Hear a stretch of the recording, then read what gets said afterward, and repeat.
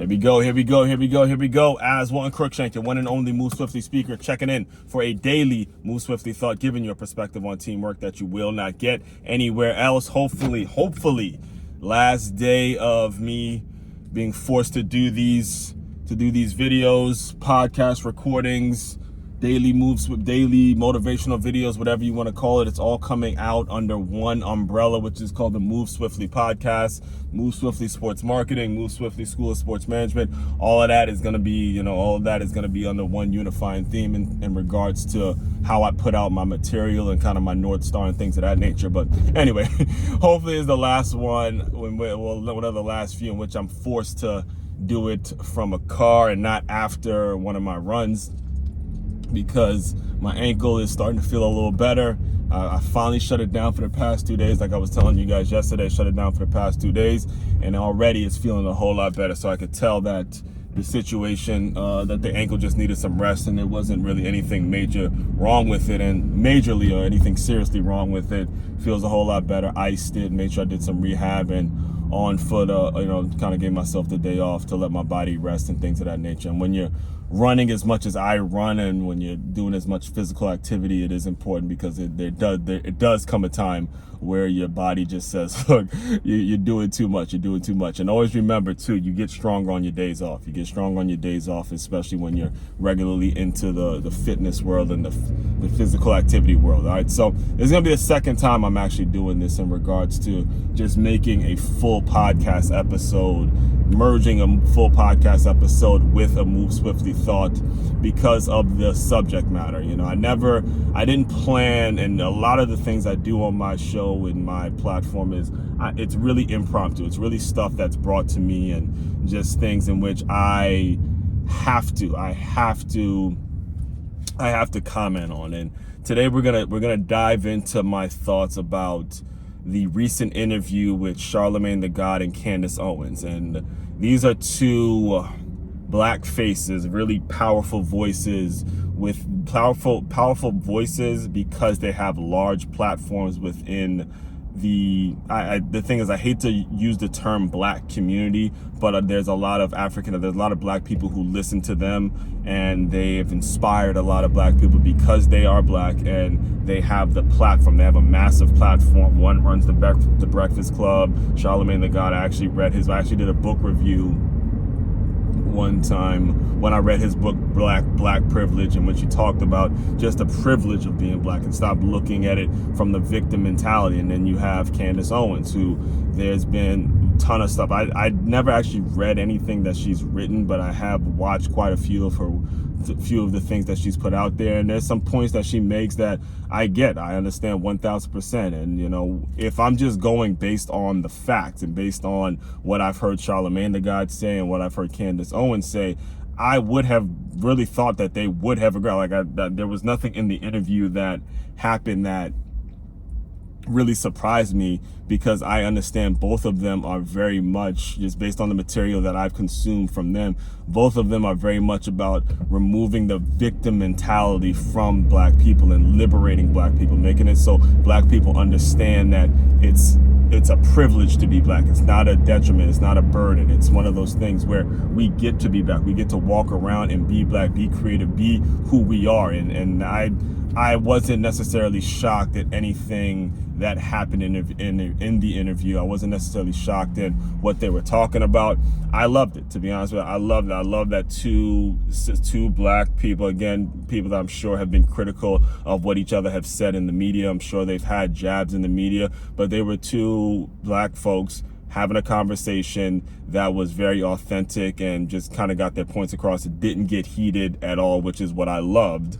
And that brings me to the topic, because the interview was brought to me by a gentleman who is a pretty bold guy. Bold is I teach, for those of you guys who don't know, I teach at a charter school out here in West Palm Beach, and he's bold. When I say he's bold, I mean he walks around in West Palm Beach, a black guy. All right, he's a black guy who walks around. He and I talk college football, talk politics, we talk all that stuff. He's probably one of the few people I can relate to when I'm at the school and stuff like that, because most of this is teaching, so most of them are females, and most of the males there aren't African-American males, so we can't really, there's not that Negro intimacy that I have with, that connection I have with him. But he told me about the interview, and,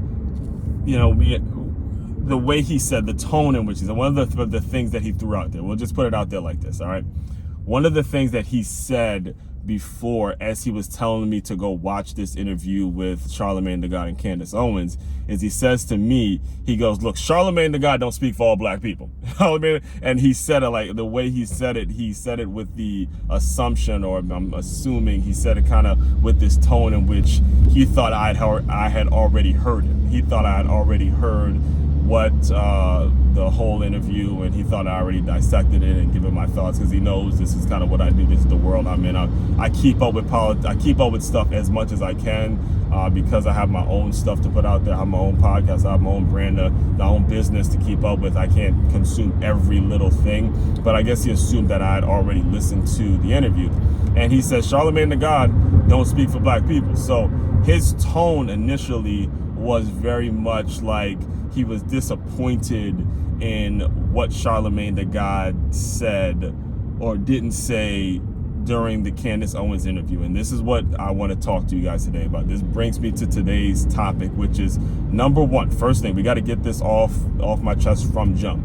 No one individual, all right? This is the issue. This is where we run into problems, run into absolutely massive problems with as black people, is we're looking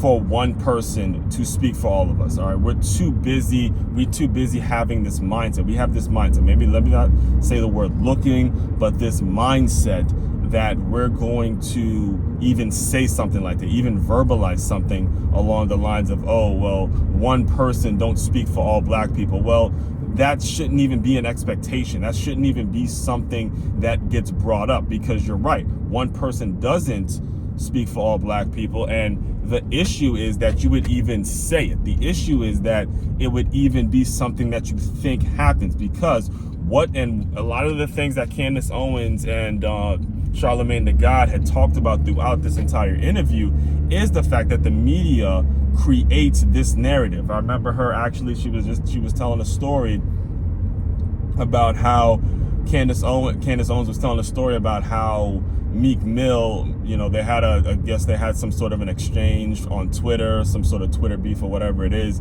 And she said, look, her and Meek Mill had a great private conversation, but immediately the media turned it into a fractured thing. It turned it into a Meek Mill versus Candace Owens, and they tried to put two black people against each other. Understand something. We as black people, we have to understand, number one, it's okay to disagree with another black person, all right? I jokingly, I tell the story, and then I'll say it on camera, I'll say it on my channel. I personally love raisins in my potato salad. I do. I'm a black guy. I've been a black guy my entire life. I have a name, Aswand. Cruickshank has been black. He's going to be black regardless of whether he wants to be a different ethnicity or not. I'm going to consistently have to be black. Parents grew up in the Caribbean communities. Again, I'm black through and through, and I love me some, and I always get, there's white people and black people that give me shit about the fact that I love raisins in my potato salad. The point I'm trying to make is, even towards the end of that interview, they were asking Candace some questions, some stereotypical questions about all black people, like, can you recite the Good Times theme music, or can you the Fresh Prince of Bel-Air, do you know the theme music from the Fresh Prince of Bel-Air? All, again, they were doing it sort of tongue-in-cheek, but this leads to the problem to where you're pulling black people in a direction where we have to think one way, and what happened? So here's what happened. Let me just kind of give you a breakdown the entire situation for you, because it's important for you guys to understand how this facilitates and how it kind of goes into our subconscious mind, and how we do it so naturally, and where we can run into problems if we don't catch it, if we don't catch the way we're thinking. Because one of the things, again, before I get into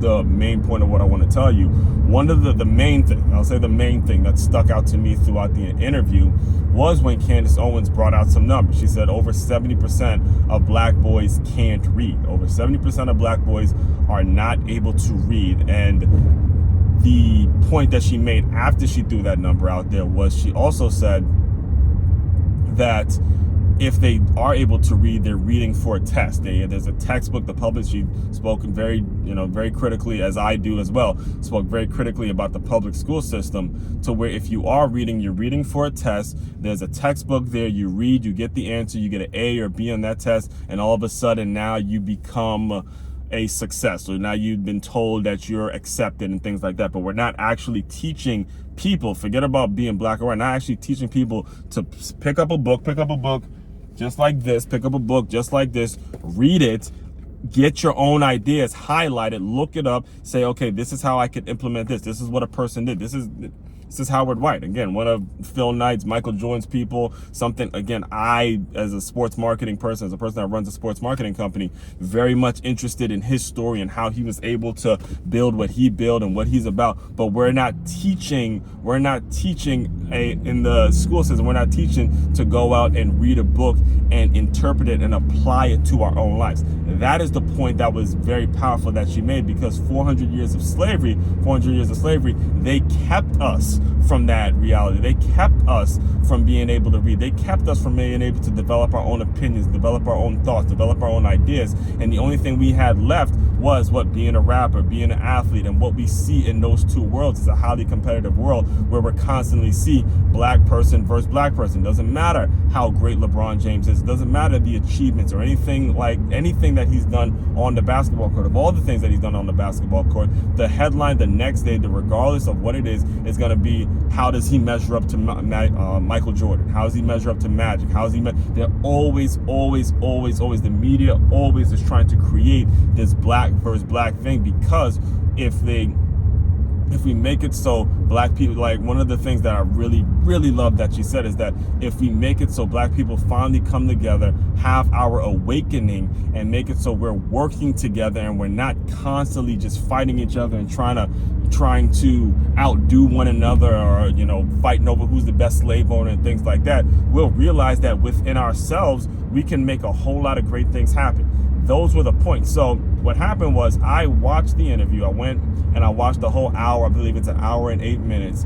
And the first person I saw was the individual. I don't want to put his name out there, but the individual who told me to watch it, told me, the one who was telling me, oh yeah, Charlemagne the God don't speak for us and don't speak for black people and things like that. And the first thing he said that he didn't like about the interview, again, he agreed with some of Candace Owens' points, and he agreed with the overall message about liberating black people and making it so black people are able to work together. He agreed with all that. But his complaint about the interview was Charlemagne the God didn't press her enough.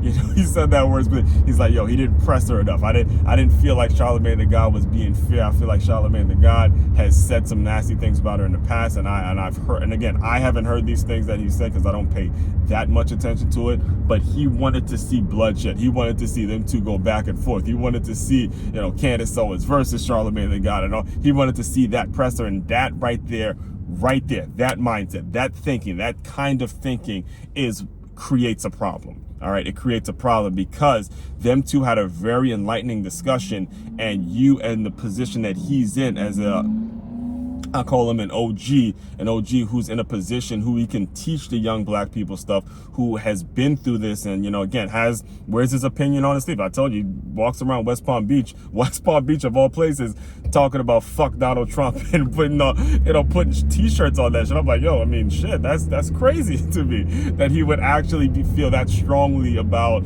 a politician, that where he's walking around an area in which there's a lot of Trumpers, a lot of Trump supporters, and he don't care. So the point is, in my opinion, it shouldn't have been, I want to see them two go at it, because even in the interview, and this was news to me, this was things that I didn't even realize, because I was going off for years now, or a couple years now, I've just kind of listened to some of Candace Owens' speeches and heard this, heard that, but I've never actually watched a whole, podcast interview with Candace Owens. I just don't got the time to do that. There's some points she makes that I agree with and all that. But one of the things that was shocking to me in the Breakfast Club interview that she just said that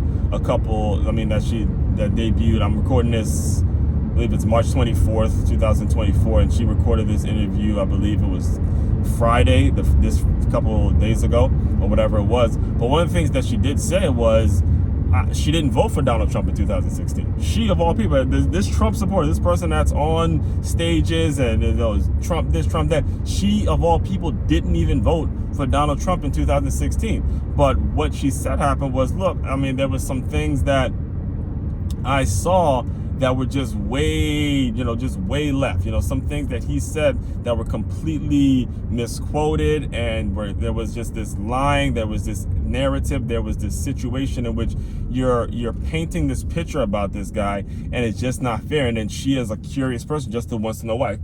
A person who cares about black people is just want to know, hey, look, are my people being lied to? Are they being gaslit? Are they being told, hey, Donald Trump is this when he's not? So we can continue to create this narrative where we're going up against each other, where we're fighting each other, where we're not looking within to solve our problems, where we're constantly going to the government and expecting the government to solve our problems.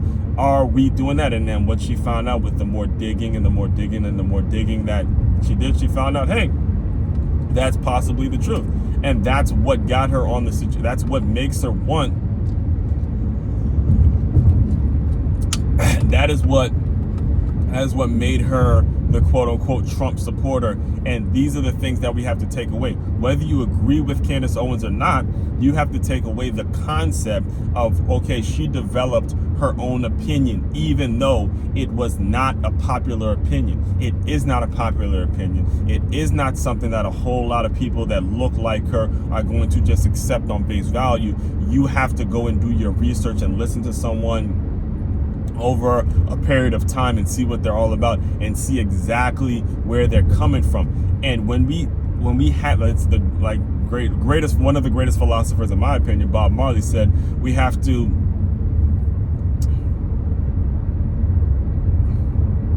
emancipate ourselves from mental slavery. None but ourselves can free our mind. All right, emancipate yourself from mental slavery, and that is what Candace Owens, Charlamagne tha God, myself, thought leaders, you see thought leaders like myself, you see black faces in places where we're giving our opinion, where we're not making our money through rapping and playing ball or anything like that. We're making our money through our thoughts. We're making our money through the intellectual property that we sell. It's because we emancipated ourselves from the mental slavery that the media tries to create, and they try to keep it going day in and day out. That is what they have done from jump. All right, we can go back to Biggie and Tupac days, right? Where they do whatever they have to do to keep that beef going. You could go back to now, Jordan versus LeBron. Whatever it is they have to do to keep two black people going at each other, because they understand how much talent we have in our own individual mindsets, how much talent we have with our own individual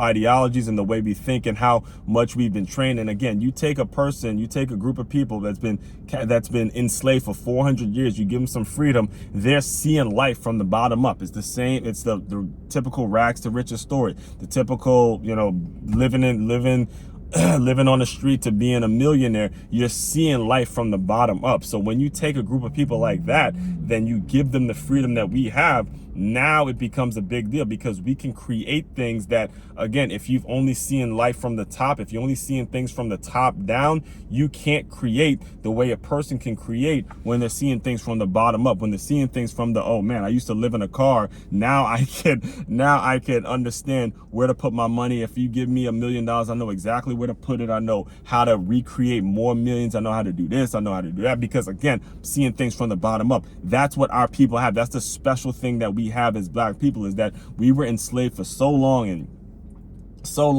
that when we start to get some freedom, when we start to see the light and like, man, we really have it within us to create whatever it is we want to create. We can do whatever it is we want to do. However, what the media does and what the issue is that the Malcolm X, a great quote about Malcolm X, he said the media controls the mind of the masses. And when the mainstream media decides, I'm going to blast off this narrative that two black people are going to be going at each other, and these kids are paying attention to it, and we're not teaching them to critically read their history, critically read a book, develop your own opinion, figure out how you can apply it to your own situation and develop and dream and create some things that you want to do on your own based on what you read. To really read something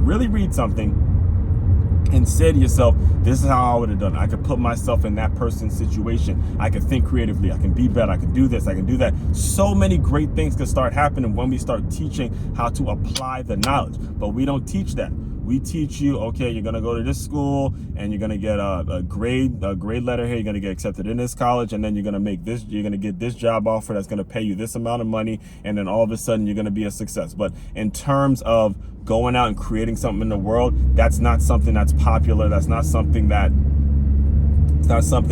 we're going to get just by, living. We have to go out and seek the information. And this is very important stuff because, again, I had no plans, zero plans on talking about it. Now, I'm a sports guy. I don't dive too into the political world. I only dive into it when it becomes necessary. But this interview was brought to me by an individual who, again, we talk politics, who I know is very versed and wants the same things I want in regards to just helping to see our people, the people that look like us, helping to see them do things the right way, helping to see liberation for Black people. It was brought to me by this person, and the way he interpreted it, what he didn't like about it was the fact that there wasn't enough clashing between Candace Owens and Charlamagne the God, and that should tell you something. That should tell you something in regards to what exactly we're expecting to see when we get two Black people there. What's going to entertain us? I mean, what actually? I'd be curious, and if you're listening to this, you can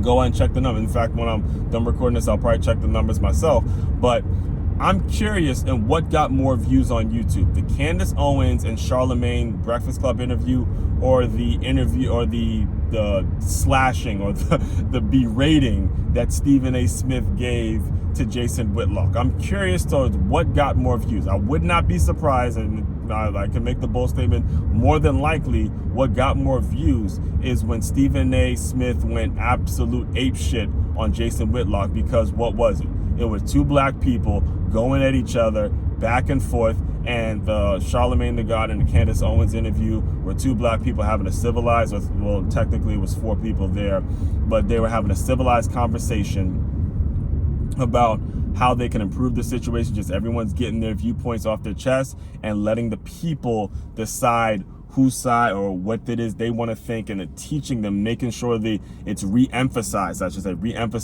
that you got to develop the strength and develop the power to create your own opinions and not go off what you see in the media, because it's the media that creates all of the issues, all the problems, all of that, Black versus Black and shit like that. It's the media that keeps that narrative going to keep us from working together. That's the important stuff, all right?